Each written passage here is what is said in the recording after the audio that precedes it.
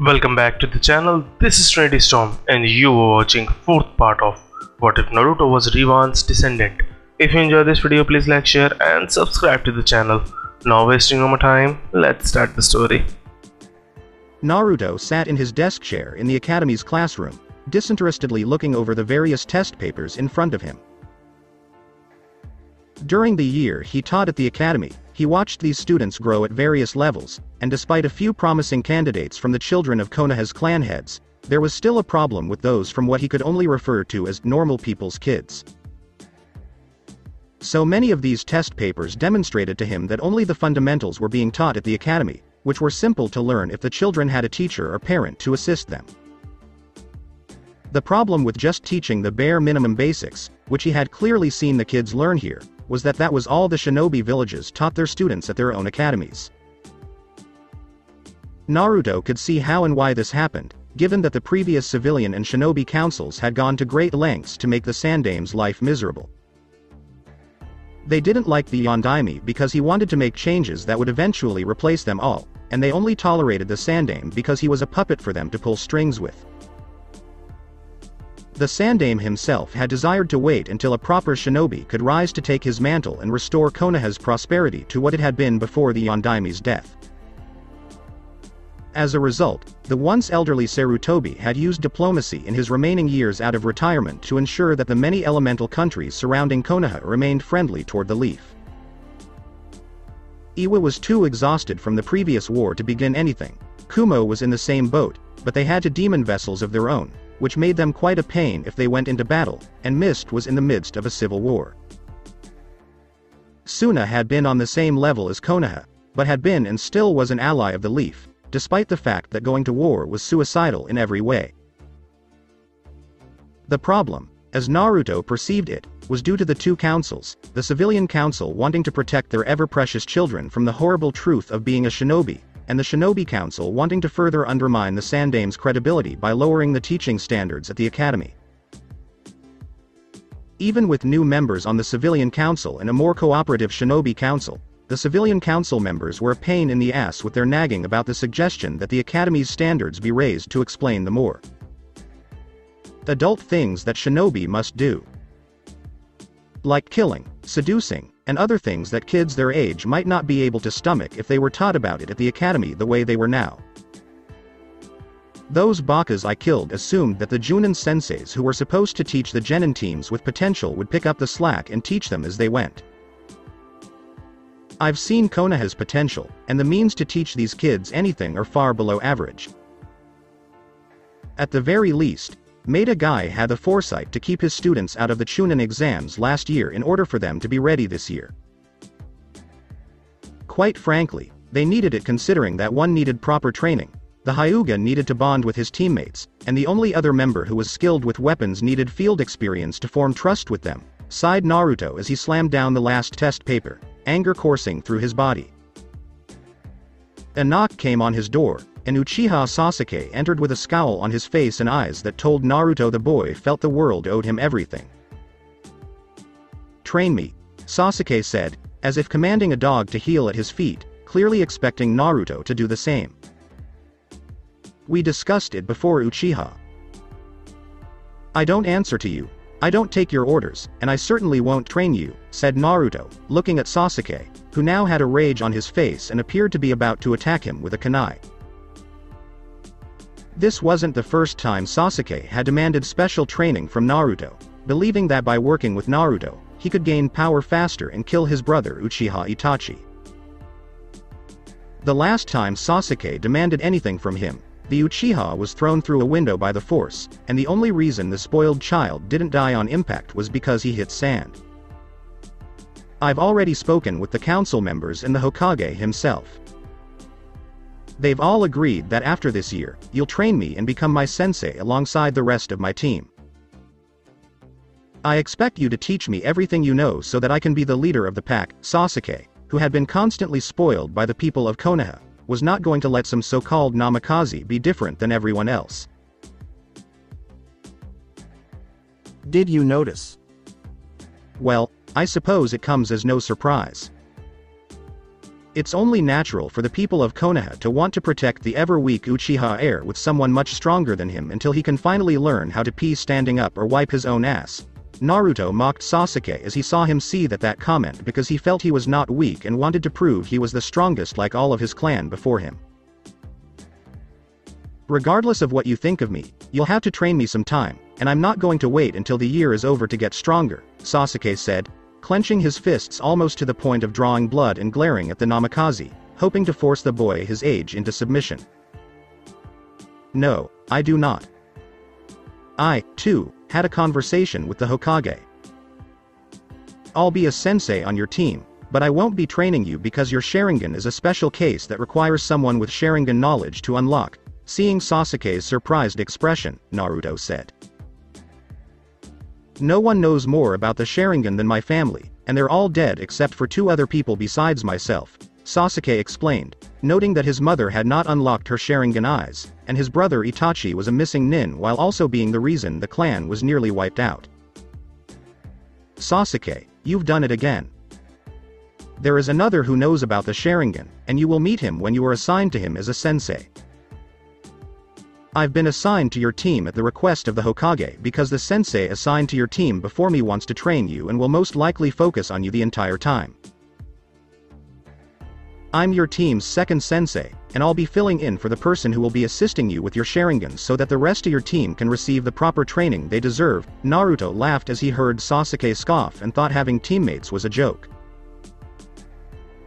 Like any of them will be able to keep up with me, Sasuke said, as he was already leading the class and was certain of being named Rookie of the Year. If only he could keep Hyuga Hinata second. I'm stronger than you, Sasuke, and I'm also your age. Remember that there will always be someone stronger than you in the world, and don't get upset because there is nothing you can do about it. Naruto said this as he used the force to open the door behind Sasuke and push the Uchiha out before closing it. Academy graduation day a few months later. Welcome to this very important day, when those who receive your headbands will become shinobi of the leaf, while those who do not will have to try again next year. For those of you who will be attending next year, I will not be your teacher because I will be needed out in the field, doing missions at the Hokage's request with the exception of a few. Naruto was well liked by his students, and without further delay, he proceeded with Iruka and Mizuki in testing the students to see if they could pass the final exam. Another day in paradise, Naruto-kun, thought Asta as she spoke to him through their mental connection, and he mentally nodded because the vixen that was once inside of him had successfully weeded out many of the fangirls, though a few did manage to slip through the cracks. Asta was on another floor of the academy waiting for him after this was over, and she needed to tell him about her findings while looking for the traitor. You said it, Asta-chan, Naruto thought as he handed Inuzuka Kiba his headband, the Inuzuka boasting about how he was going to become Chunin by the end of the year with his skills, and all the arrogant bragging Inuzuka males do that sometimes gets them in trouble. When it was finished, the students were dismissed for the day, and Naruto stood on the roof with their parents, praising them for a job well done. The children enjoyed their parents' praise, but when they mentioned Naruto and how they hoped he would never be on missions from them, the Namikaze smiled. I discovered who the traitor is. Mizuki here. He'll make his move tonight for the Scroll of Forbidden Jutsus, which is currently being held in the Hokage's office. He intends to plant evidence proving you were the one who did it, and I assisted because I want vengeance on Konoha, Asta said as she followed Mizuki's trail and made sure the Hokage saw it before giving the green light to take care of the man. Then let's get started. I'm guessing you plan to catch Mizuki in the act? Naruto said this as he watched the teachers leave for the day and Mizuki walk towards the tower, thinking no one was looking at him. Without a doubt. Would you have expected anything less from me? Asta leaned on him, wrapping her arms around his neck and letting her breasts press against him to make him blush. Oh, how she loved to do this to him and make her master open up that heart of his that had been closed off from the world for so long during their journey. The loss of his mother had been devastating, and the fact that he had done it himself was not comforting, even if it was an act of mercy. She had consoled Naruto on those lonely nights when he couldn't sleep because he was ashamed of himself, and she could tell he wanted to die for what he had done. It took all of Asta's assurances to convince him that what he did out of love for his mother was okay as long as he did it in the name of love and not hatred. No. I expected you to do what you do when it comes to catching a rat like Mizuki, and you delivered. Come on. Let's get the rat out and have him tell us who the king of them all is in this village. As the two disappeared, Naruto prepared to capture the rat using fox tactics. Later that evening, Mizuki entered the Hokage's office as planned and stole the Forbidden Scroll from the vault using the combination given to him by his master. Mizuki dashed out of the Fire Shadow's office and into the forest region of Training Ground Number 5, a grin on his face as if he had stolen a cookie right under the Shinigami's nose. Soon, the power of this scroll will give me the ability to become more powerful than even the Hokage himself, and in the hands of Orochimaru-sama, the sheer possibilities are practically limitless, Mizuki said as he held the scroll in his hands, and opened it only to find nothing inside the scroll, except for a few dozen explosive tags. Mizuki's scream from nearly having his face blown off echoed throughout the forest, letting every shinobi on this mission know exactly where he was. Mizuki couldn't hear footsteps or the sound of two lightsabers being activated in the hands of the single individual in the clearing because he was in so much pain. Mizuki, greed is a sin. A sin you must pay for, along with the many others I believe you have committed in the name of gaining power, Naruto said as he approached the delirious Mizuki, who couldn't see the sky from the grass and stumbled back into a tree. What a voice. I recognize that voice. It's the voice of that damned demon vessel to that slut fox you harbored within yourself. As his vision began to clear, Mizuki reached for the kunai in his back pocket.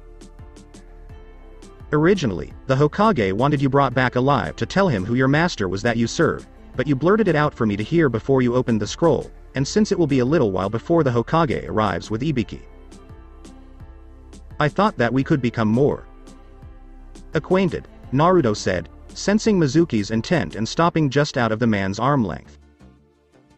Do you believe you can intimidate me? I'm not afraid of you, Yondaimi's bastard child. If I had known your mother was still alive and in a coma, I would have treated her like the slut she was. Mizuki smiled despite the pain and the burned flesh on his face. Mizuki, I'm going to enjoy hurting you. Right before your death, I will teach you what it means to challenge someone who is inextricably linked to the Death God himself, and to enrage him in the process, Naruto said as he deactivated and stored his lightsabers before levying Mizuki into the air with his right hand. Die, bastard child of the Yondaime! Exclaimed Mizuki, throwing the kunai at Naruto, believing that Naruto would need to redirect his strange power at the kunai, causing the boy to drop him.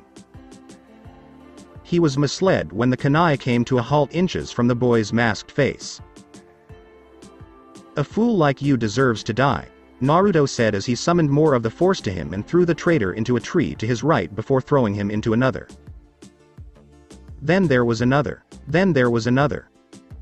Naruto threw Mizuki into the trees without mercy, while the man screamed in pain, begging his attacker to stop. Screaming that he was sorry for insulting Naruto's parents, that he had insulted Asta, and that he had betrayed the leaf. Mizuki named one crime after another, only for Naruto to attack harder, fiercer, and faster with the Namikaze's command, keeping the traitor alive through it all.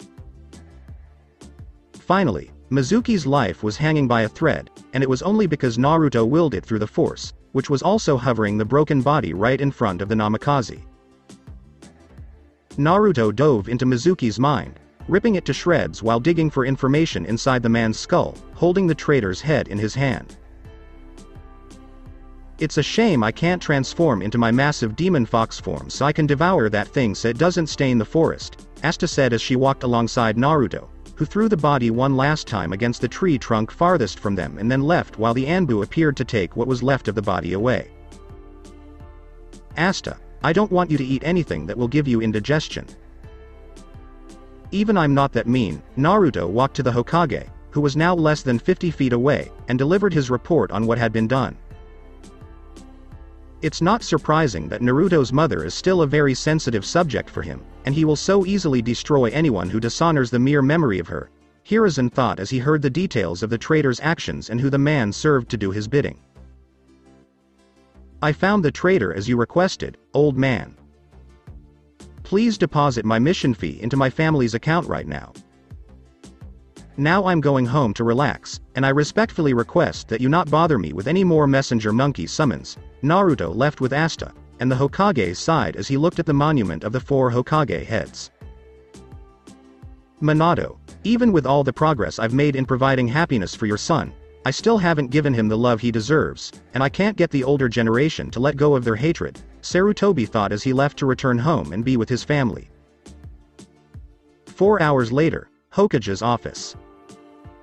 Sarutobi sighed with the other Junin senseis and Jiraiya in the room, waiting for Naruto, and were surprised that the Namikaze arrived later than Kakashi.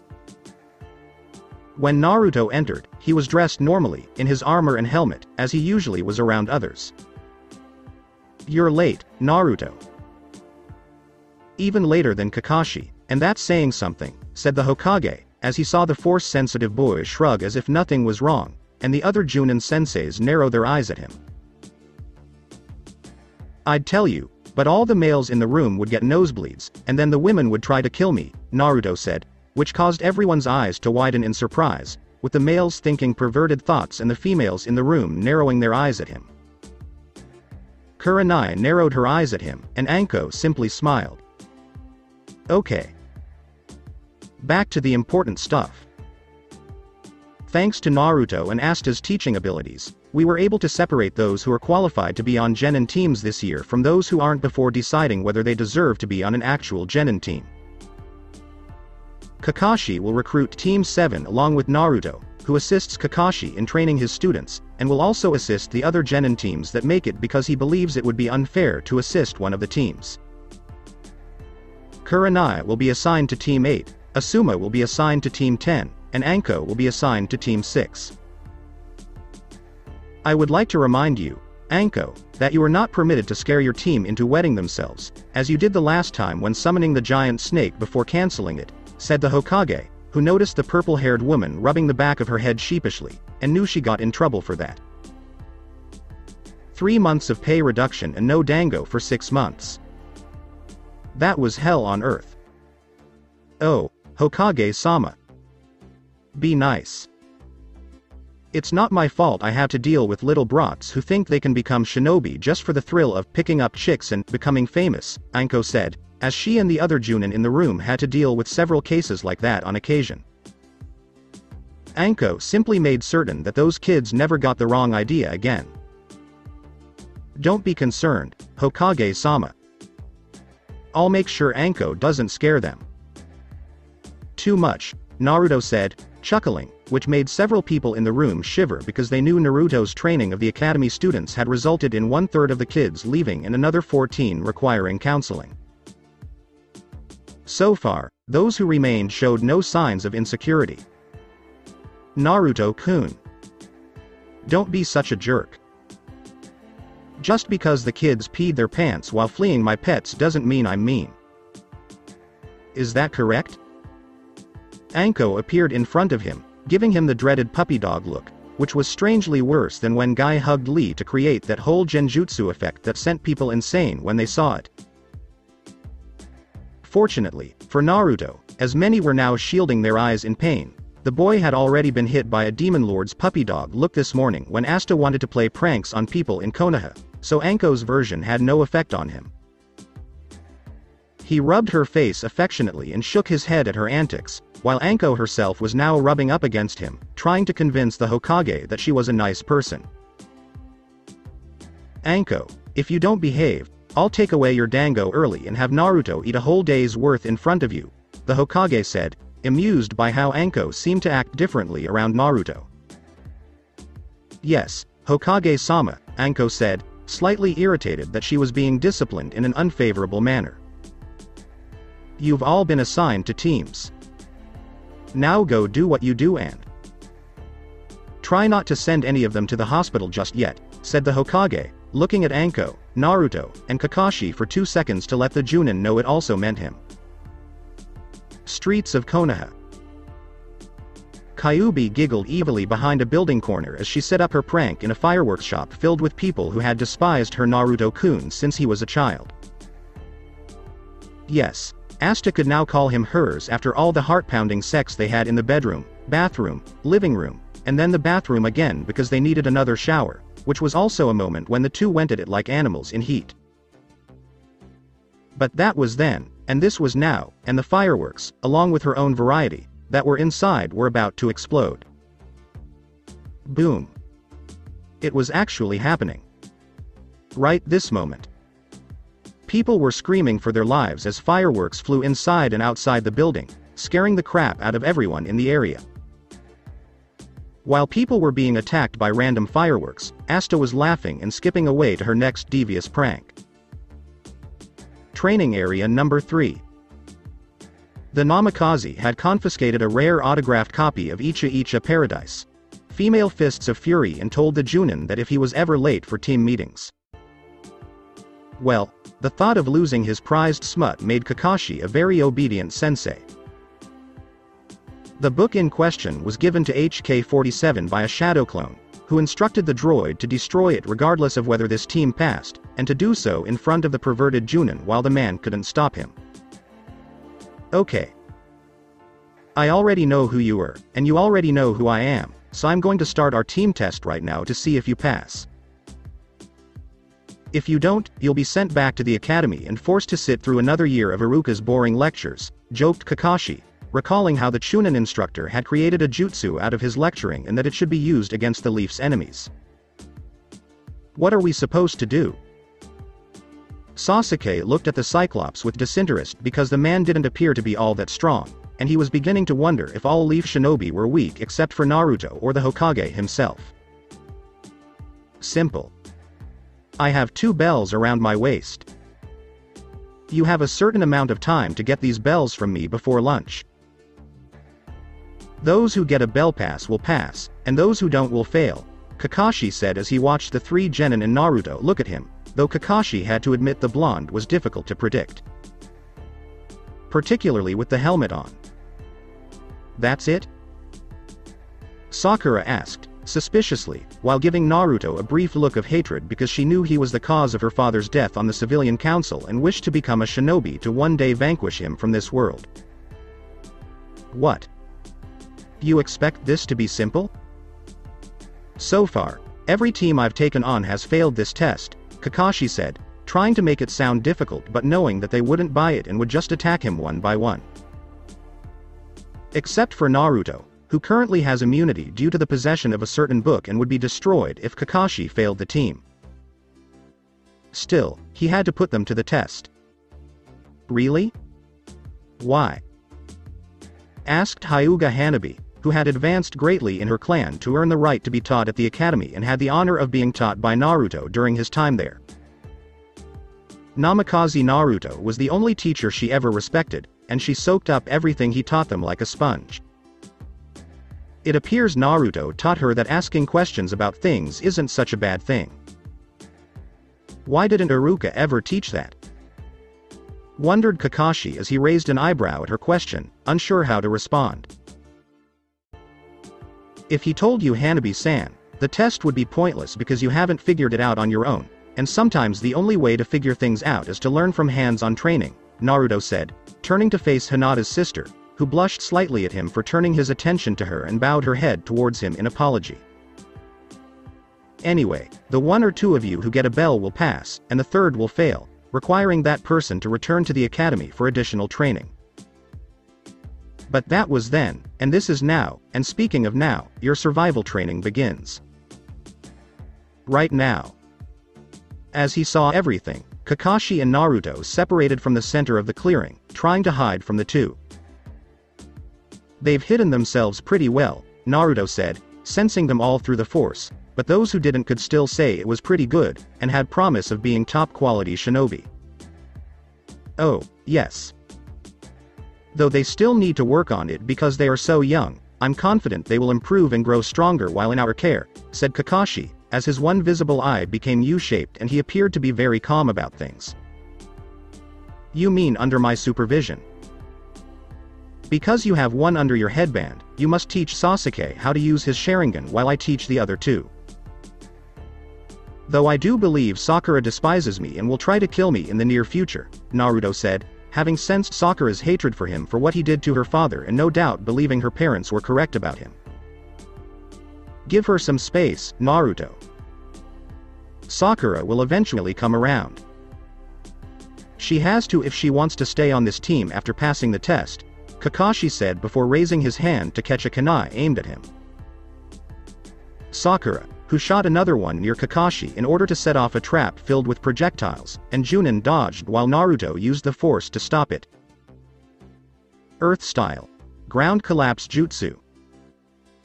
Exclaimed Naruto as he made a one-handed hand sign and palmed the ground towards Sakura, who was running at him with a kunai in her hand. She was obviously after his blood. I'll have my revenge on you, monster. Sakura exclaimed, leaping towards him to avoid the ground collapsing beneath her and preparing to drive the weapon in her hand into his body. Foolish, Naruto said as he force-pushed her into a tree, knocking her out, and focused on the other two. The Uchiha was just taken down, according to the Namikaze. There was one more. Hyuga Hanabi had used her bloodline to observe the events around her during the means of the previous genins around her falling, as she was neither stupid nor arrogant, but rather proud of her skills all the same, and felt that observing first before acting was a good start to her situation. Naruto had easily decimated Sakura, who should have focused on Kakashi rather than the blonde, and Sasuke had been taken out by Kakashi, who knew that the arrogant Uchiha would fall quickly at the hands of the Junin when engaged in combat. Hanabi decided to leave her tree hiding spot knowing full well that Naruto could sense him and his other power, which her father had yet to explain to her. Walking up to him, Hanabi assumed a fighting stance before Kakashi arrived, expecting her to fight Naruto, and it was then that she surprised them both by breaking her fighting stance. I'm done. I understand when to fight and when to give up.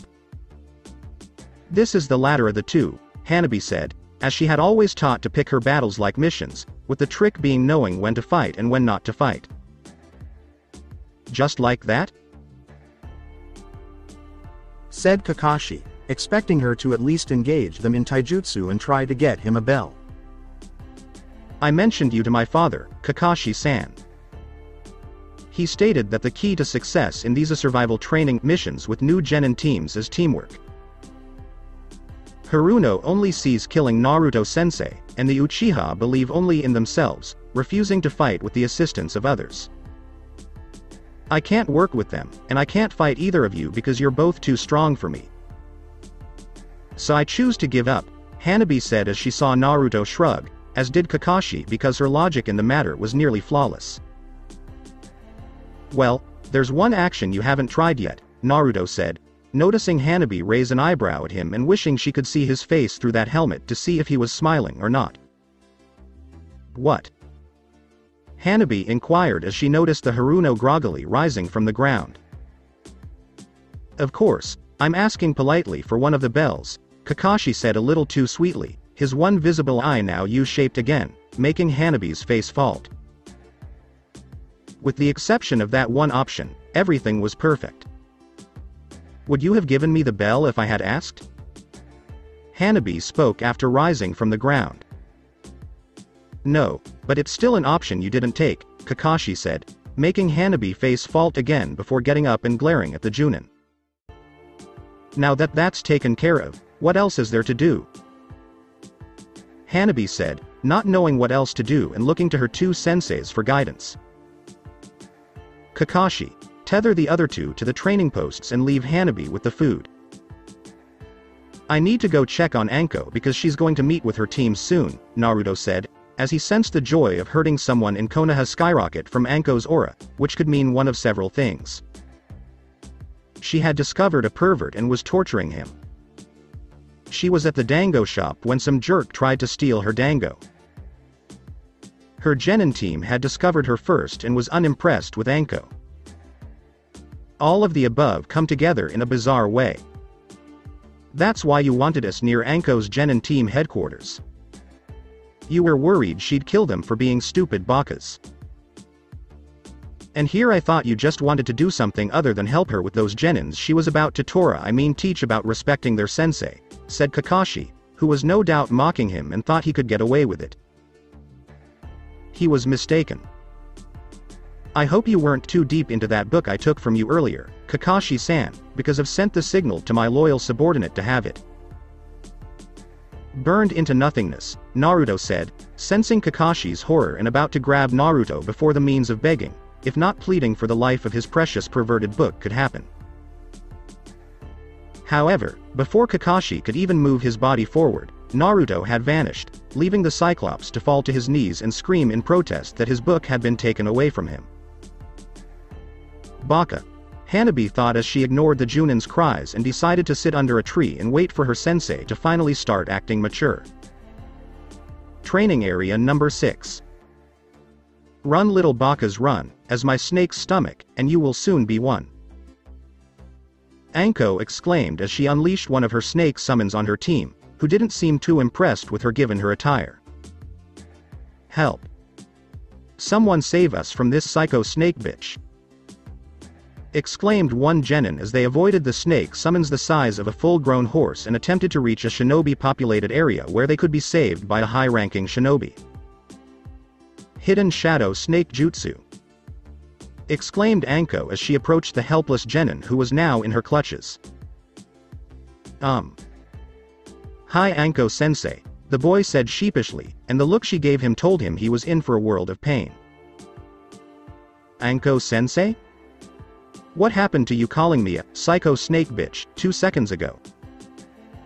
Anko spoke in a slightly too sweet for comfort voice that many had succumbed to. I concur. Anko is not a psycho snake bitch, as some may believe. She's a seductive psycho snake bitch. There is a difference, Naruto said as he emerged, the other two genin of her cell hiding behind him, hoping they wouldn't have to deal with Anko again. Naruto-kun! Exclaimed Anko as she let go of her prey and tackled him to the ground, rubbing her entire body over him. It's as if Anko had fallen in love with me ever since she went on the S-rank mission with me in Swamp Country and saw me kill that bandit camp full of rapists. Then again, I did kind of ask for it when I told Anko she looked sexy covered in blood from her own assault on the ones I didn't get, Naruto thought as he patted Anko on the head, and she finally released him from her grip after she groped his rear for a second. If you ever need help reviving your clan, Naruto-kun. Don't be afraid to call, Anko said quietly before backing up to give him room. Why do I feel both excited and afraid?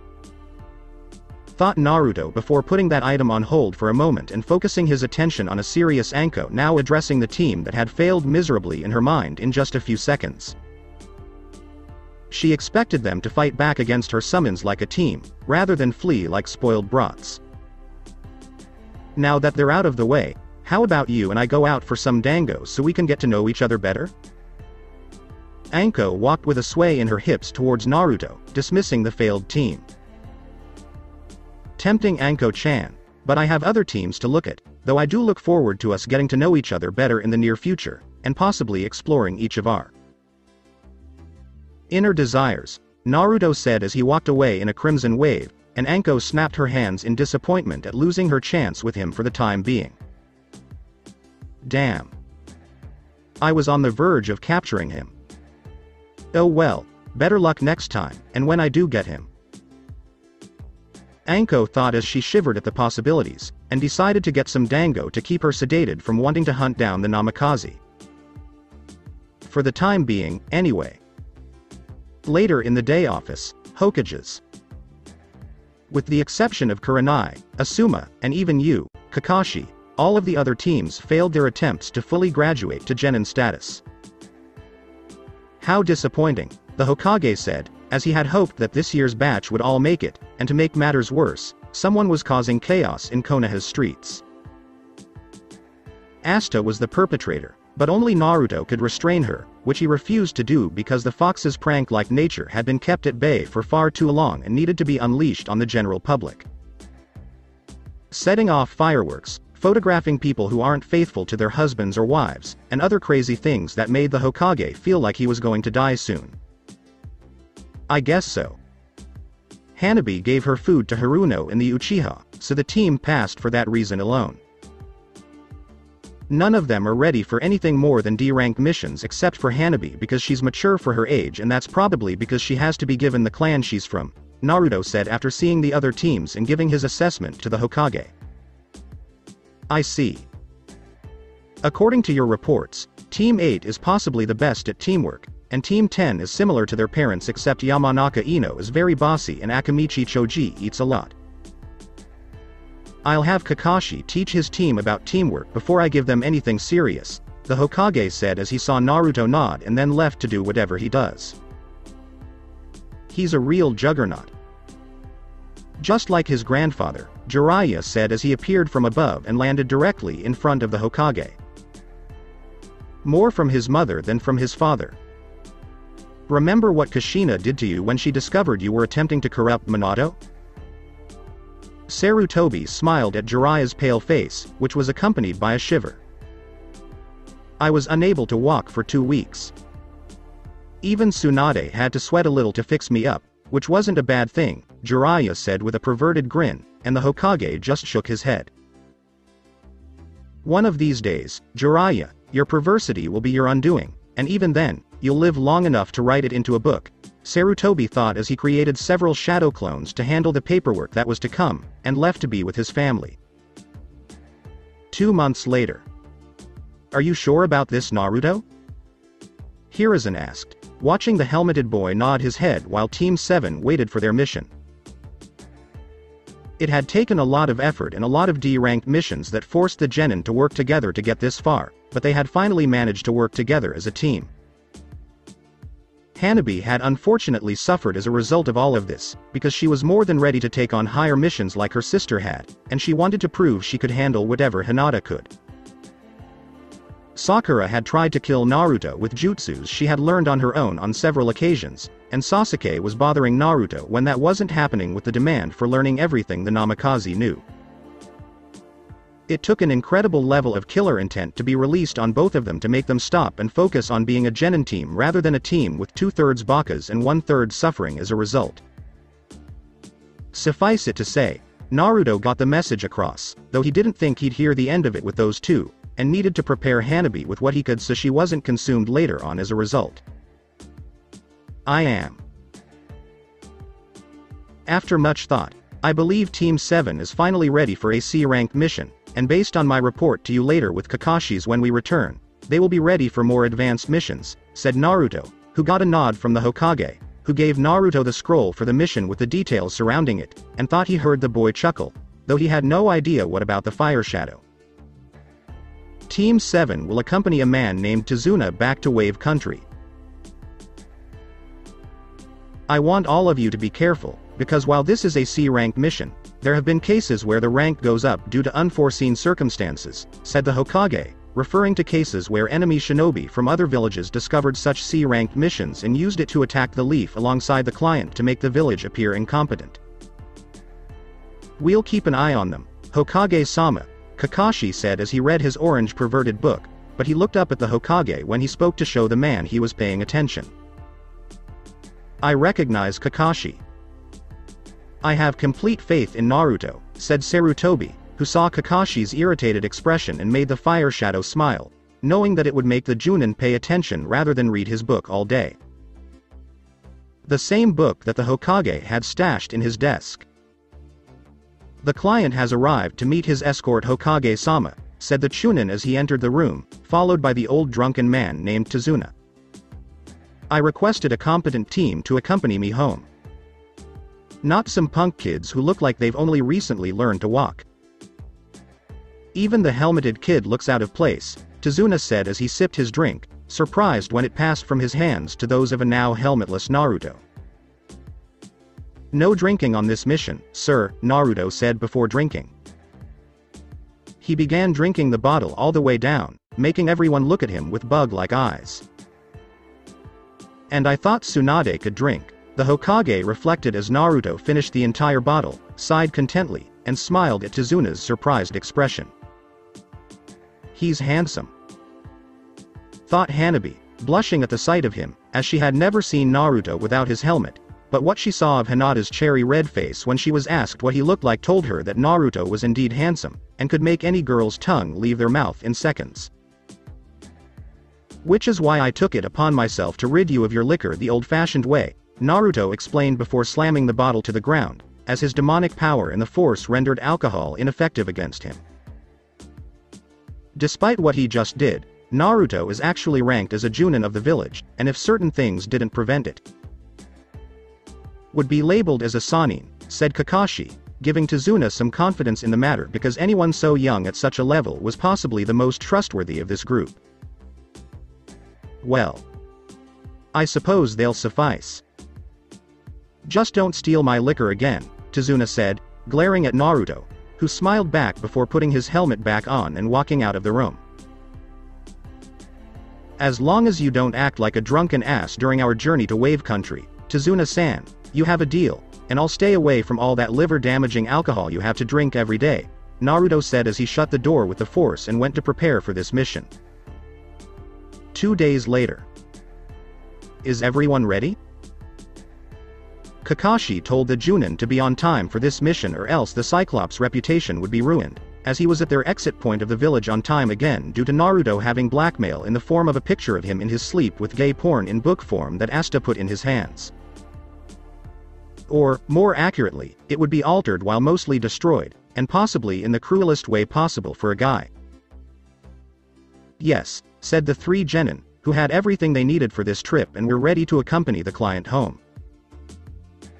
Then our journey has begun, Naruto said as he walked away, the client close behind, and Hanabi sprinting to catch up to prove to Naruto that she was ready for this moment. Even now, the Force was telling Naruto that things were not as they seemed and that they needed to be on high alert during their journey. Anything less would spell disaster. Team 7 walked alongside their client for a while, with Hanabi in front beside Naruto, much to the delight of the Hyuga girls, Sasuke to the right of Tizuna, Sakura to the left, and Kakashi to the back while being the closest to him. Sasuke was staring at Naruto, who was ignoring the Uchiha, and wondering how the boy could have so much power within him to do what he could. It didn't seem fair to Uchiha that Naruto had all this power and wanted to know what the Namikaze had that allowed him to wield this strange power. In Sasuke's opinion, it was blasphemy that needed to be corrected. Did you ever go to Wave Country before, Naruto-sensei? Hanabi asked, as she saw her teacher's helmet-covered face look at her, and she wondered what his face looked like when it did. Actually, Hanabi-san, I did. Upon my visit to Wave Country, I saw it was doing average, like some of the elemental countries do. You see, unlike Fire Country, where our village is located, and is doing quite well, there are several countries that are not so prosperous. Some are what you might call poor because their territory is so small compared to that of others and are not conquered because it would make the invading country appear unfair. As a result, she was allowed to sit in with the other genin potentials he had taught during his 1 year at the academy. But not all countries have shinobi villages because they are so small, they hire from those closest to them to complete the given mission depending on what rank it is, Kakashi explained, not wanting Naruto to take away all the means of being a sensei and make him appear incompetent at first glance. Reading Jiraiya's work had helped a lot with that. If you're finished with this lesson, can you stay focused on the road seeing as how I paid you to protect me, not teach these kids, and make noises that could attract unwanted attention? Tizuna asked, as he didn't want to be attacked on the road unexpectedly while his hired protection, if one could call them that, were giving a little lecture and not paying attention to protecting him. You seem nervous for some reason, Tizuna-san. Any particular reason why? Asked Naruto, as the Force warned him to be wary of impending danger, and Tizuna was emitting an aura of fear for reasons no one knew. No, of course not. It's just that I'm Excited to see my family all the way back in Wave Country. My daughter and grandson are all I have in this world, Tizuna said, missing them but also worried about them and hoping they were okay. While there is truth in his words, I sense he is hiding the real truth from us all, and is more afraid of himself right now than he is of his family, thought Naruto, who frowned beneath his helmet and stretched out with the force to detect two hostile presences not far from them. Naruto-sensei, my bloodline has detected a genjutsu up ahead, and they have scratched mist headbands, Hanabi said quietly, having used her bloodline to search for any enemies who might be waiting to attack. Only to discover that her assailants were not bandits as they had expected based on the C rank specifications, but had advanced to B rank with shinobi attackers, and judging by their eagerness for blood. They were not going to pop in just to say, "Hi, can we borrow a cup of sugar?" With a nice smile on their faces. "Thank you, Hanabi-san. I sense them as well. Stay as you are, but be on guard all the same, so that when they spring their trap, we can spring our own, and turn their advantage to our advantage," said Naruto, who saw Hanabi nod quickly and kept her wits about her. Her sister Hinata had been upset because she was in the class, but Naruto had fortunately explained to Hinata that her father had requested it because Hiyashi knew Hanabi would get better shinobi instructions from him now than from another teacher. In fact, Naruto explained that many of the students he was teaching would most likely fail any of his classes, as well as those in Astas. Those who passed, regardless of age, were the most promising shinobi around, regardless of where they were ranked in the class.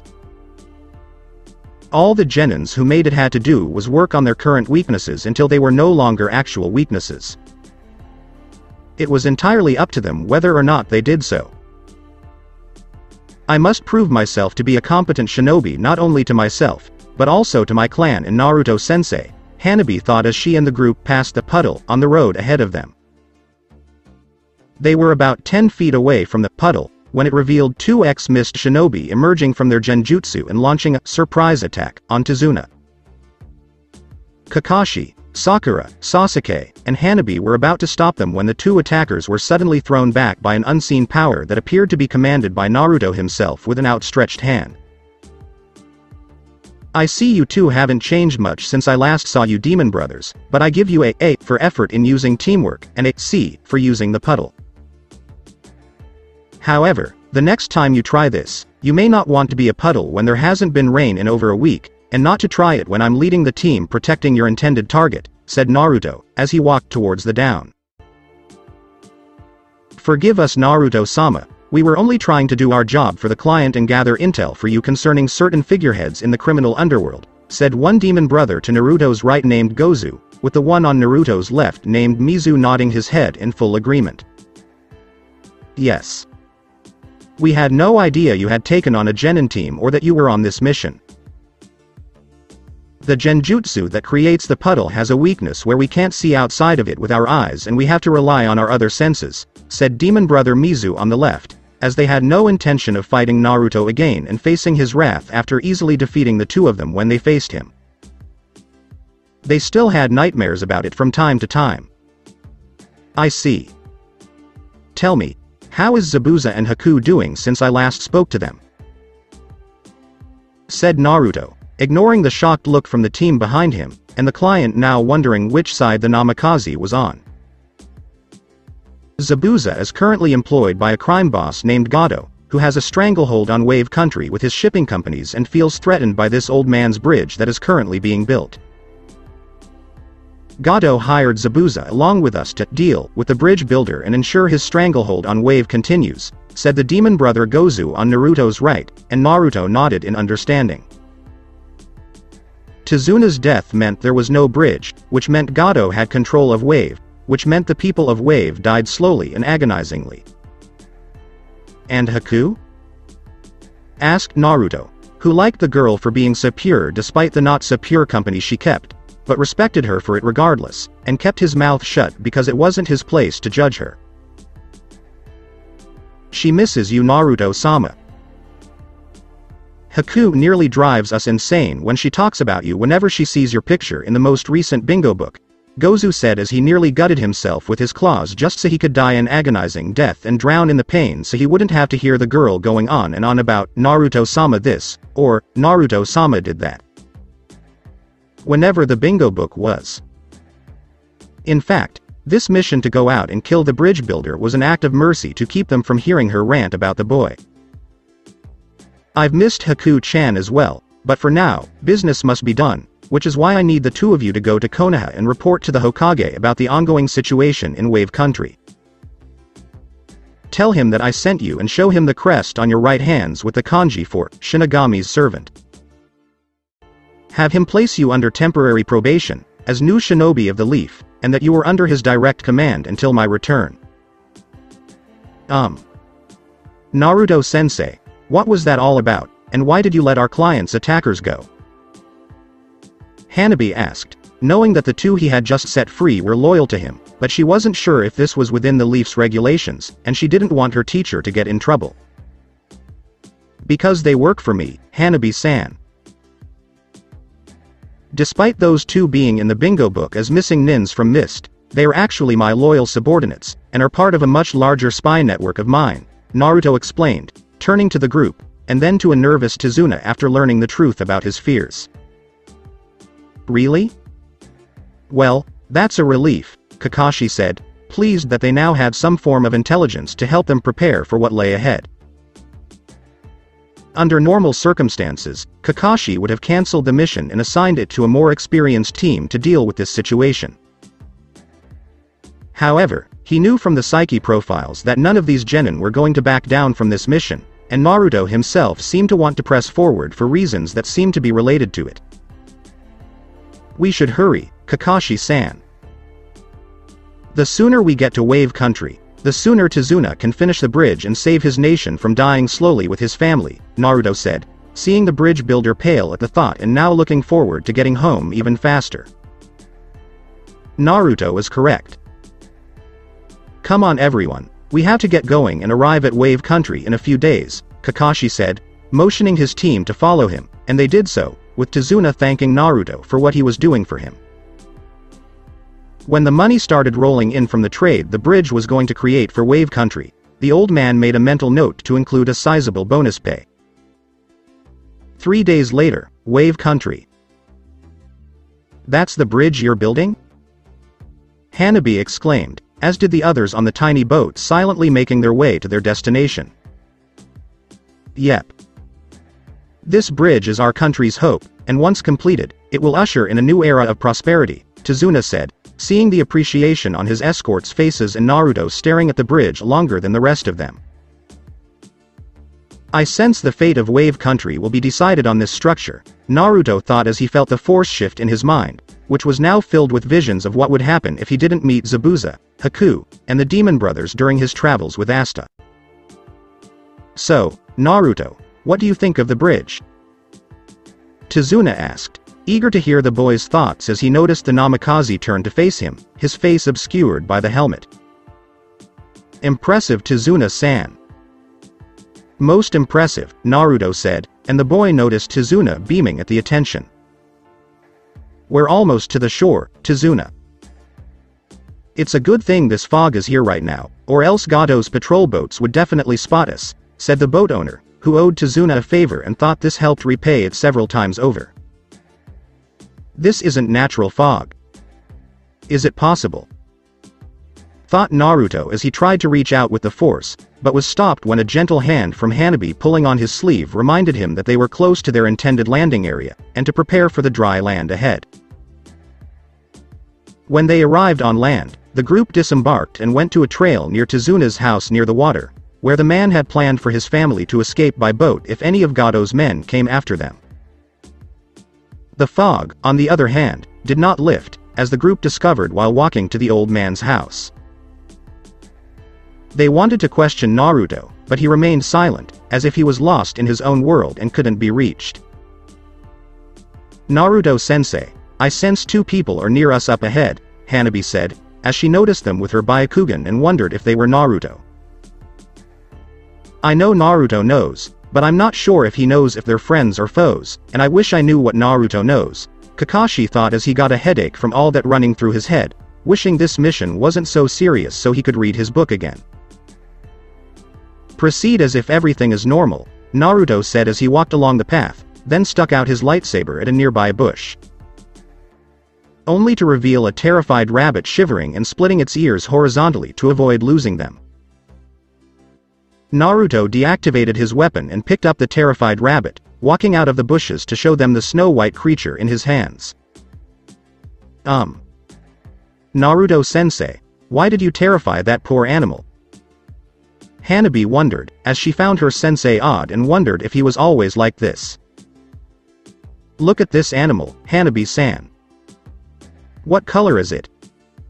Naruto asked as he calmed the rabbit's nerves and placed it at Hanabi's level of height. It's white, Hanabi said, as if it were the most obvious thing in the world, and wondered what Naruto was getting at. Exactly, Naruto said, knowing that this rabbit belonged to only one person, and that person only because it represented her so well, just like her name. Haku. It's nowhere near winter, so this animal is an indoor one, and that means it was used as a replacement for whoever it was that was originally here, Kakashi said, as he saw what Naruto did, and his team following and understanding it as well. That means we're about to be greeted by some very interesting people, Naruto explained as he handed Hanabi the rabbit before looking to the trees and seeing Momochi Zabuza standing on a thick tree branch with his sword on his shoulders. Damn it, Naruto, did you have to do that? I was going to make a sweet entrance that would have made me look more badass, Zabuza said as he jumped down from his position and saw the Genin team with Kakashi form a defensive formation to protect Tazuna while Naruto removed his helmet to reveal his smirking face. Would you rather I use my blades to destroy yours? You know I'll do it like I did last time, Naruto smirked at Zabuza, who paled at the thought because he had to find a way to get the blade repaired, and Haku never let him hear the end of it for months on end when it was finished. Alright. Though Haku would like her rabbit back, Zabuza said as he saw the blur emerge from the trees and tackle Naruto to the ground. Naruto-kun! Yelled Haku, encircling the boy in a death grip hug and kissing him passionately on the lips. Or she just wants him, though I don't think I want to know why, Zabuza thought as he couldn't help but sweat over his tool, acting so girly when she was usually clam and didn't act like. Well, like this. It's good to see you as well, Haku-chan, Naruto said, finally able to breathe after the kiss nearly caused him to pass out from lack of oxygen, and seeing Haku's happy red face above him. I'm so glad you're here, Naruto-kun. Gozu and Mizu were being mean before they left, saying I was too obsessed with you, Haku cried, clinging to Naruto after levating them both to their feet with the force. I'm curious, why? Zabuza thought as he noticed the girl was acting like a fangirl, but he knew that was only around Naruto and that his student was no pushover. He and Naruto had taken care of it. Really? Well, I'll have to avenge your honor and punish them for such words, Naruto said as he noticed Haku's blush deepen and nodded quickly before clinging to his arm. Here's your rabbit back, Hanabi said, doing her best to contain her rage, which she imagined her big sister would feel as well if she saw this. Along with Team 8. Hinata felt a shiver of rage run through her as she watched Kiba carefully in their sparring session under Kurenai's supervision, and she felt the need to inflict severe pain on the Inuzuka to let it all out until the true source of her rage became clear. Inuzuka Kiba was admitted to the hospital 10 minutes later after being hit in the groin by Hinata's knee. When Kurenai asked why she did it, Hinata lied, telling him that she saw perverted thoughts in the boy's eyes and that she needed to be stopped. Kurenai compensated Hinata with a box of cinnamon buns. Returning to Naruto. Thank you, Hyuga-san, Haku said as she grabbed the rabbit with one arm and clung to Naruto with the other while Naruto used the force to retrieve his helmet and put it back on. I think we should all go to Tazuna's house for a little talk, Naruto said, receiving a nod from them and a reluctant Tazuna, who didn't like being near people with super large swords. And I'll make certain that it's just between these two.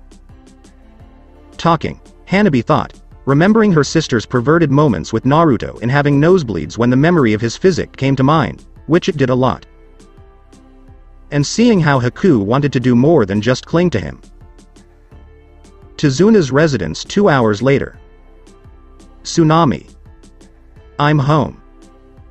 Exclaimed Tazuna as he walked into the house he shared with his family, only to be tackled by his worried daughter. Father. Oh, thank Kami that you're alive, Tsunami exclaimed as she examined her father for any cuts, bruises, or missing limbs he may have picked up on his way here. Kami had nothing to do with it. We did, Sasuke said, only to be hit in the face by Naruto's backhanded attack, which knocked the Uchiha against the wall. Hold your tongue, Uchiha. You didn't do anything, so don't bother trying to convince yourself that you did, Naruto said as he walked forward and bowed to the woman in front of him before walking past her, Hanabi mimicking his actions. My Naruto, my Naruto. You appear to have a fan. Hinata-san and Haku-san are going to be furious. Let's not forget Asta-san, Kakashi thought as he wondered how this was going to work out when they all got back and felt he needed a front row seat for the fireworks that were to follow. Tsunami was initially concerned about having Zabuza and Haku in her home after learning that they were originally hired by Gato to kill her father. That changed when Naruto explained that just because they were hired didn't mean they were going to do it because Naruto wasn't going to let them, and gave her the assurance she needed. When it came to dinner, the table could barely accommodate the large group, but Naruto sat on one end, in the middle with Hanabi and Haku on either side of him. Sasuke sat on the other end of the table, with Sakura and Zabuza on either side of him, and Kakashi at the far end closest to the door. So, Naruto, have you improved your skills since our last meeting? Zabuza asked as he saw a fellow warrior of the sword, even though what Naruto possessed wasn't an actual metal blade, but he respected it and the kid's skill all the same. Of course. How have you two been? I know the Demon Brothers can be a pain when one speaks before the other finishes the sentence, and I wouldn't be surprised if one of you decided to hurt them, Naruto said, hearing Zabuza chuckle, and Haku agreed, her laughter being music to Naruto's ears with his helmet now off, allowing him to hear it better. How could he have missed it? We've taken matters into our own hands to get them to stop, Zabuza said, as he saw Haku blush red in embarrassment and glared angrily at him. Why must you embarrass me, Zabuza-sama? Exclaimed Haku, wanting to sink into the ground and become water outside. There's no need to be embarrassed, Haku-chan, Naruto said, laughing as he wrapped his arm around her shoulder to comfort her. If anything, Haku was blushing even more, and she realized she enjoyed her friendship with Naruto. Hanabi, on the other hand, was fuming inside and had to fight the growing desire to gently kick Naruto, accidentally, to get his attention. The moment was ruined when Inari entered the room, scowling at everyone and sitting next to Hanabi as if the world had screwed him over. Inari, these are the shinobi who are protecting your grandfather and will continue to protect him until the bridge is secure, Tsunami said, hoping to cheer up her son, but seeing him glare at them all the same, the group wondered what they did to deserve it. It doesn't matter. Gato is unbeatable right now, even with their help, Inari said, picking at the food his mother could give him with his fork. How do you know he's unbeatable, Inari-san? Is he a former shinobi? Asked Naruto, calmly eating while assessing the boy's aura and how he was acting from his questions. Because Gato just is. He has all the money, thugs, and the means to take down just about anyone who opposes him. You think you're strong, but Gato is stronger, and there is nothing you can do to stop him, Inari said as he glared at Naruto, and the boy was irritated that the Namikaze could be so calm. You underestimate our power, child. Gato is a figurehead to his thugs, and they only follow him because he pays them to. If Gato died, it would kill his men's desire to stay around, and they would flee to some other place to find work, Naruto said as he saw Inari rise from his chair and point an accusing finger at him. Shut up. You're not here day after day suffering, so what do you know about it, you spoiled shinobi, living in a place that loves and supports you throughout your trials," exclaimed Inari, who was about to say more when he discovered he couldn't breathe and was sent flying to the wall trying to even breathe from his slowly closing windpipe. "Inari!" exclaimed Tsunami as she moved to her boy to assist him, but was stopped by Naruto when he used the force to halt her movements and slowly approached the boy. "You think that you know suffering? Do you know what I had to do when I was your age? Or what Haku had to do when he was your age, Inari-san? We each had to do the one thing that we thought we would never do." From where Haku is from, in deep regions water country closest to the village hidden in the mist, they were having a bloodline limit civil war, and all those with bloodlines were to be exterminated for what they possessed. "I thought bloodline limits were unique everywhere?" Hanabi thought, having heard about bloodline limits in other villages and how they helped make a clan strong. "As for me, I was hated for a demon that was sealed inside of me at one point, given to me by my own father in order to save the village that is my so-called home, and brought forth the hatred of that very village onto me because of it.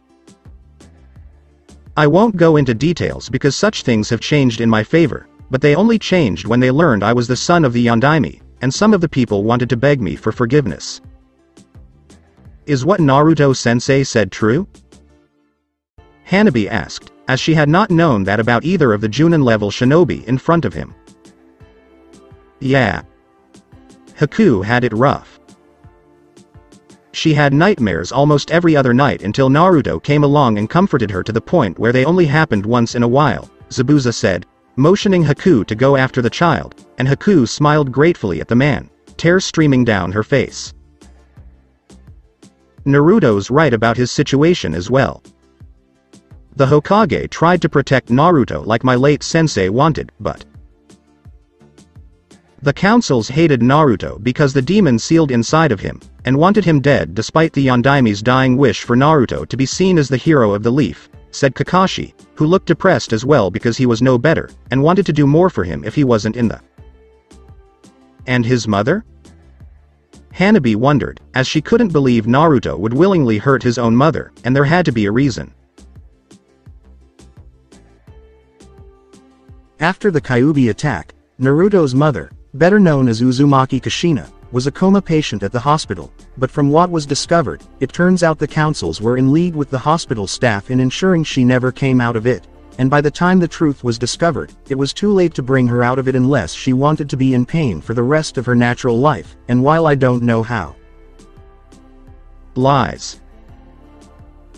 Naruto left because he didn't want to face his punishment for killing my father, Sakura said as she stood up from her seat, refusing to let this tragic tale bury the truth that no one had mentioned. There was no punishment to be given Sakura. Your father, along with the rest of the two councils, committed high treason and would have been killed regardless, Kakashi said, knowing that what Naruto did was kill those people quietly, leaving only rumors for conspiracy theorists to speculate on what really happened. Let's see how that goes. Sakura had every intention of becoming strong enough to kill Naruto and avenge her father, just as Sasuke had done with his clan. Along with Naruto. As fury filled his being and the call of the dark side compelled him to lash out at everything for what that brat said, Naruto rammed a Rasengan into the ground. Images of all the Bakas who used to hurt him, how they made him feel worthless, and the joy he felt when he tore them apart. Naruto summoned the force to run through his veins and unleashed his most powerful force push to date, causing 100 feet of devastation in a single line. Oh, by Kami and the force, it felt really good. Naruto-kun? Haku asked, following the sound of his roar and the destruction he caused. I'm sorry you had to see me like that, Haku-chan. I'm not a violent person unless absolutely necessary, nor should I have revealed your darkest secret to them, Naruto said with his back to her, unable to see the girl's current facial reaction to his words. That's not why I'm here, Naruto-kun. I'm here to comfort you and take away your pain, Haku said as she moved forward with a gentle grace, pulling the pins out of her hair and letting it flow down to her shoulders before approaching him within arm's length. You remember the day I revealed my past to you, and you shared yours with me? Naruto asked, turning to face Haku, who wrapped her arms around his shoulders. Yes.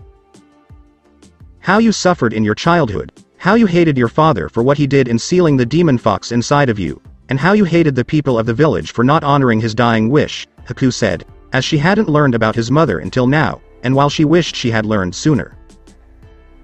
She could understand the pain wasn't even beginning to heal on that subject. I will one day become a full-blooded demon, Haku. I will have the power to crush mountains with a wave of my hand, to end life as I see fit, and be the closest thing to being a god made flesh this world will ever have. Doesn't that frighten you? Said Naruto, looking at Haku, who raised her hand to his face and ran it all through his facial features with a loving smile on her face. No. I do not fear you because I have nothing to fear in terms of your wrath, Naruto-kun. You will not abuse this power that you wield, and I trust that you will use this power the right way. To protect those who are precious to you while unleashing untold fury upon those who would harm them. That is the kind of man I love, you are the man I love, and I want to be with you. For as long as you will let me, Haku said. Come back to Konoha with me after this mission is finished, Haku-chan, Naruto said as he kissed her under the jawline and wrapped his hand around her form. It was going to be a very long night. Gato's headquarters. Oh, no. Zabuza betrayed me and is not going to kill the bridge builder as I requested. Gato was enraged beyond reason and deep in thought about what to do about the situation. Could we round up some of the villagers, force the old man to surrender, and then kill everyone to make a public statement? Said one of Gato's goons, hoping to gain the man's favor and earn a little more money. It appeals to me. Gather a group of people and go door to door, rounding up everyone you can. Men, women, and even children will suffice because I know the bastard has a grandson, which will prompt him to come out sooner. Gato knew his army of mercenaries outnumbered the village here in Wave Country. Right away, boss. Said the thug as he went to gather a few of his buddies who needed the potential extra pay that was on the way, and was smiling with sadistic glee at what he planned to do to the old bridge builder. Soon I will have the bridge builder dead, and I will bleed this country dry before burning it to the ground to make way for my own country, Gato laughed, as that had been his original plan from the beginning in taking over Wave, and then bringing in swift change once the country was his in name. In conjunction with Naruto and Haku the next day.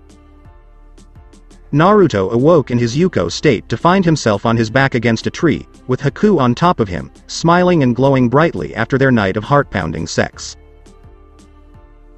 Haku moaned as he ran his hand down her hair, as she was enjoying the feel of Naruto's touch even while sleeping, and when he moved down to her ass to grope it, he saw her gasp while moving her hips slightly. It's time to rouse Haku-chan. Others are probably concerned about us. Naruto saw her moan slightly in protest and snuggled her head deep into his chest, making a muffled protest. 5 minutes more, Naruto-kun. Please? Haku said this while still feeling his erection and enjoying the sensation of his warmth inside her pussy. I wish I could, Haku-chan, but we need to return quickly because I sense a disturbance in the force and we will be needed for this battle. I'll make it up to you later, Naruto said as he slapped Haku's rear, and she gasped at the action that woke her up but turned her on even more. How? Haku asked as she attempted to sit up while staring at Naruto, and the man simply smiled at her before whispering in her ear, causing the girl to turn cherry red and her body to coming just from his words. Do you think you agree? Naruto noticed Haku nod while her eyes were glazed over, and she slowly rose off of him, letting out a brief sigh of relief as she did so. Haku couldn't wait for Naruto to make amends. The two returned safely, though Zabuza noticed the glowing aura that Haku seemed to emit and narrowed his eyes at the normal-looking Naruto. He came to a halt when Haku threw a senbon needle at the table in front of the demon of the blood mist and gave him a look telling him not to do anything. According to Tsunami, who apologized for Inari's actions the night before and explained the significance of Inari's words, Kakashi had taken the others to do some training exercises that included tree walking and then had Sakura and Hanabi watch her father while Sasuke continued working on his chakra control with the Junin sensei. They went to the bridge after taking showers and leaving the woman to do what she did, and found the old man directing traffic with the people he had on hand. Naruto sensei! Exclaimed Hanabi joyfully as she noticed her sensei wearing his helmet and walking towards her with Naruto. Hello there, Hanabi-san. Everything appears to be going well under your supervision. Naruto saw the girl blush from his praise and nodded her head shyly before turning her attention to one of the workers talking to Tazuna about how he couldn't work anymore because he was afraid of Gato hurting his family. Get away. You've been fired for being such a coward. Don't you realize that once this bridge is finished, all of our fear of Gato will be gone, and we will finally be able to end the suffering he has caused? I will not stop until this bridge is completed. Tazuna pushed the former worker out of the way and continued to direct traffic as if nothing had happened. He's right, Naruto said as he saw Tazuna working even harder and those around him attempting to emulate his bravery. What do you mean? Sakura asked, as she had witnessed the event and had no idea what he was talking about.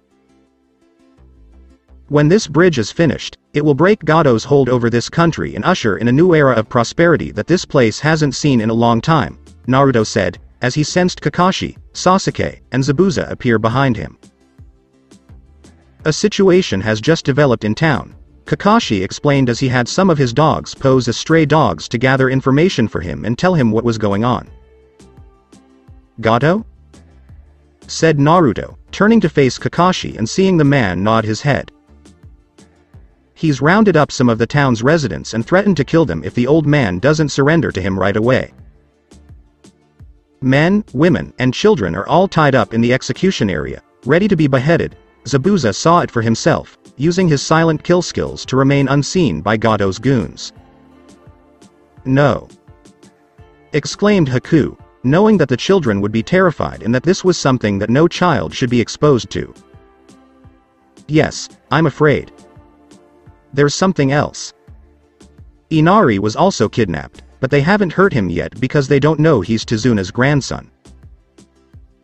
All of the prisoners are gagged, so even if Inari wanted to, he couldn't say anything, which is a small favor in and of itself, and will help the kid rather than harm him. Kakashi said this because he knew Inari would say something and possibly jeopardize his family's safety. This cannot go on. I'll deal with it myself. Hanabi. Sakura. I need you two to return Tazuna to Tsunami's house. Kakashi, Zabuza, Haku, and Sasuke will accompany me to offer assistance. If Gato has as many thugs as I believe he does, we'll need to keep our eyes on the back of our heads and make sure nothing bad happens to the people in town, said Naruto, knowing that Gato's goons wouldn't hold back when it came to crowd control. And his side would have to do so. But I want to fight! Exclaimed Hanabi, as she saw her chance to prove her strength in front of her sensei, and was disappointed to see him shake his head at her. This is not a fight for you, Hanabi. You are young, and you will have many opportunities to prove your worth as a shinobi. But this is not one of those times. Before you can go into battle like this, I still have a lot to teach you. You are powerful, but not that powerful. Naruto noticed Hanabi looking down and trying to hold back the tears that wanted to escape. You're saying I'm weak, don't you? Hanabi said in hushed tones as she looked up at him again, hoping he would reconsider. No. Remember, Hanabi, you are the youngest among us, and because you are so young, you cannot see the actions that must be taken in this conflict. You'll have to participate in such actions one day, and when you do, you'll understand why I ordered you back to Tazuna's house. As he saw Hanabi nod reluctantly at this, Naruto tried to look him in the visor like eyes. So, why am I not going? Sakura was offended and wanted to know why she wasn't accompanying Naruto or the others. Do not think I am stupid, Sakura, because I know what is in your heart, and I know you will try to kill me if the opportunity arises. You ensure the mission's success by protecting the client, and I don't have to be distracted by your annoying feelings that run off your aura with the desire to kill me. You will obey my decision, or I will report your attempts at defiance to the Hokage. Naruto shut the girl up, but she glared at him and wanted to stab him in the face with a kunai right between his eyes.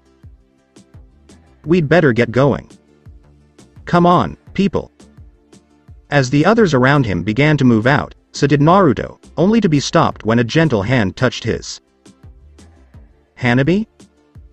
Said Naruto, looking at her and noticing her sad eyes. Before you leave, Naruto-sensei, I wanted to apologize. It's just that. I don't want to appear weak in front of everyone, and I want to prove my worth to you as a shinobi of the leaf. Hanabi said this because she didn't want to leave her sensei on a bad note and regret speaking to him in this manner. Hanabi-san, I understand. Remember that one must first follow before leading others, but rest assured that you will have your chance to prove yourself to me sooner than you think, and I am confident that you will do me proud. For the time being, please obey my orders and protect Tizuna-san and his daughter. Naruto hugged the girl and made the little Hyuga girl blush before accompanying Sakura to take Tizuna home. She has a crush on you, Haku said as she saw the girl leave to complete her mission. I know. That appears to be happening more frequently these days. I'll have to deal with that later, but for now, we must deal with Gato and ensure that not a trace of his existence remains in Wave Country. Naruto said this as he looked to the direction of the town visible from here and felt his bloodlust grow within him. I can't wait for you to take me again like you did last night, Naruto-kun, Haku said, getting turned on by the feel of his growing bloodlust, and his heroic nature being such a potent aphrodisiac to her that she wanted to jump him right here on the bridge. Same here, Haku-chan, Naruto said before leaving to deal with Gato and save the people of Wave Country. Village Square right now. I'm glad you all decided to come here today for this event, as I hope it will be able to help me put down this little revolt you have secretly set up with the bridge that you were having built to stop my shipping business from dominating over your so-called country, Gato said, as he saw his thugs grin and saw the people outside the fence that was set up to keep the people back if they suddenly gained courage to oppose him. Not likely, but Gato wasn't about to take chances and risk his life without insurance. What I'm asking you for isn't much. In fact, it should be quite affordable for all of you, and it will not cost you anything. All I ask is that the bridge builder Tizuna be handed over to me and publicly executed for his crimes against my shipping company. If you do that, I will release these prisoners and turn the bridge you built into the road that will lead to my new waterfront mansion I've been planning to build here. Gato was looking for a place to live and had always wanted a waterfront property without the taxation, he said. Even more so if he owned the country in which it was located.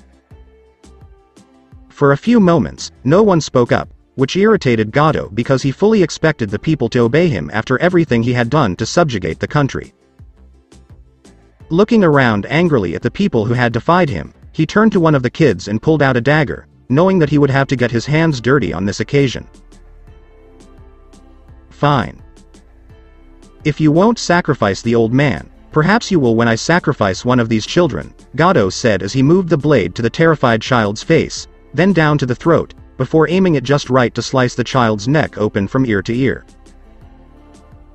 But before he could, an unseen power yanked the dagger from his grip and into the person standing on top of the pole behind Gato, where another prisoner was restrained. The dagger was then destroyed by this person's hand as he threw what was left of the weapon away before jumping down to face the business tyrant. You will free these people from their bonds now, Gato, Naruto said, using his helmet's voice changer to speak almost demonically and instill fear in his adversary in order to inspire the people behind the fence to rebel. Who the hell are you? Gato demanded, refusing to be bossed around by some kid in a strange costume with powers he was confident his men could handle.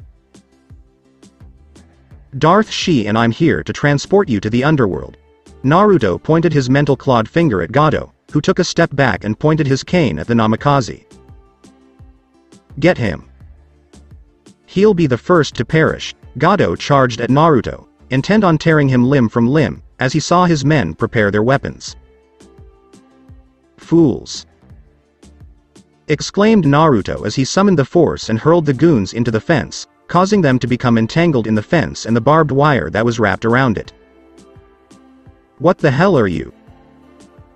Gato exclaimed as he backed away from Naruto, allowing more goons to rush in to try to take down this being who had defied him. You may wonder who I am. I am the Shinigami's avatar, and he has instructed me to take your soul to him. Naruto drew his lightsabers and began slicing through the thugs Gato had hired to protect him. Get him. Kill him right now. Gato yelled as he attempted to flee, but was cut off by the Cyclops Junin, who hit him in the gut with his palm and sent him flying back. Do you really think you'll be able to get away from us, Gato? What about me? If you are left to live, you are a man with no conscience who will never attempt to repent for past sins.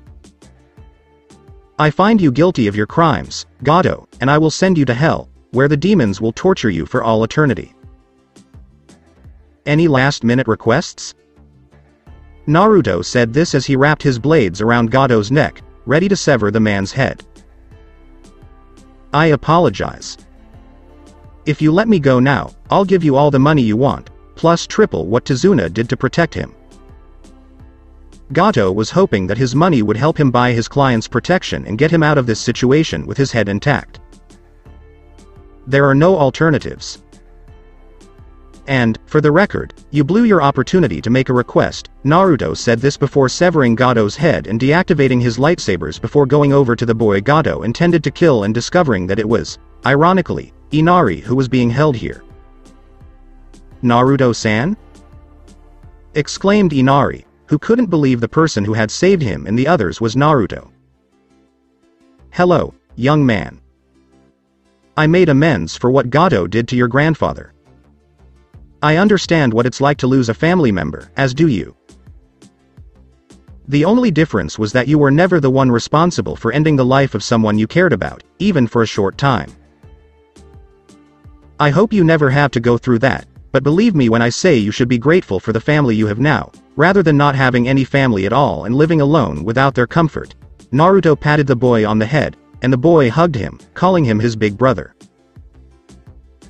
He's good with kids, Haku thought before blushing at the thought, but was glad no one saw it because of her mask because Zabuza would be having kittens right now, and she didn't want her father figure becoming protective on her just yet. Come on Inari. Let's get you back home and stop your poor mother from worrying to death, Naruto said as he took Inari home after tearing down the rest of the fence and removing the symbol of Wave Country's oppressors. On the way back to Inari's house, the boy explained how he had assisted a group of kids in fleeing some of Gato's goons, only to be caught in their place. While it wasn't the smartest thing Inari had done, it was possibly the bravest, and Naruto admired him for it because the boy had shown very little courage since he'd known him. With Gato out of the way, his goons were hunted down and his base raided for everything needed to help Wave Country get back on their feet. To begin, because the mission was now an A-ranked mission, and thus the pay was much higher than that of a C-ranked mission, the team was paid the A-ranked mission pay. Furthermore, with Gato's death, more people went to help finish the bridge in record time, and there was a party in the Leaf's honor. It's a shame you have to leave now, Tazuna said, wishing the group would stay another day and enjoy their time in Wave Country. I agree, but we need to return to Konoha and deal with the paperwork associated with this situation. Perhaps another day. Naruto bowed to the old bridge builder and expressed his desire to return to this location under better economic conditions. See you later, big brother, Inari said as he gave Naruto a big hug, which Naruto returned, proving to Haku that he was father material and causing the blush to appear full force. That, and the memory of Naruto compensating for Haku waking up earlier than she would have liked that morning. Who knew you had such control over your tongue? Take care, young man. Keep an eye on your family because you only get one and they are worth more to you than all the money in the world, Naruto said as he let the child go, and the genin team, along with the Namikaze and 2 others, returned to Konoha to give the Hokage a headache-inducing report. What should we name the bridge, Dad? Tsunami asked, realizing the structure her father had built had yet to be named. How about Master Tizuna, the super bridge builder? Tizuna got sweat drops, crickets chirping, and the telltale signs of a mob forming for saying such a stupid bridge title. How about the Great Naruto Bridge? Suggested Inari as he saved his father from being attacked by an enraged mob and thrown over the very bridge he had built. It appeals to me. Though there should be a super in there somewhere, Tizuna noticed the people looking annoyed because he kept saying that word, and it was getting annoying. Get him! Yelled someone in the mob as they chased the old man around his own bridge, attempting to injure him. Okay. It's the Great Naruto Bridge. Stop. Tizuna hid behind his daughter, who sighed at the shame her father had brought her, and Inari shook his head as well, knowing that his grandfather had done this. Inari wished he could be with his new big brother right now. So that's it for today. I hope you guys enjoyed it. Don't forget to like, share and subscribe to the channel for more awesome stories like this. Thank you. See you all in my next video.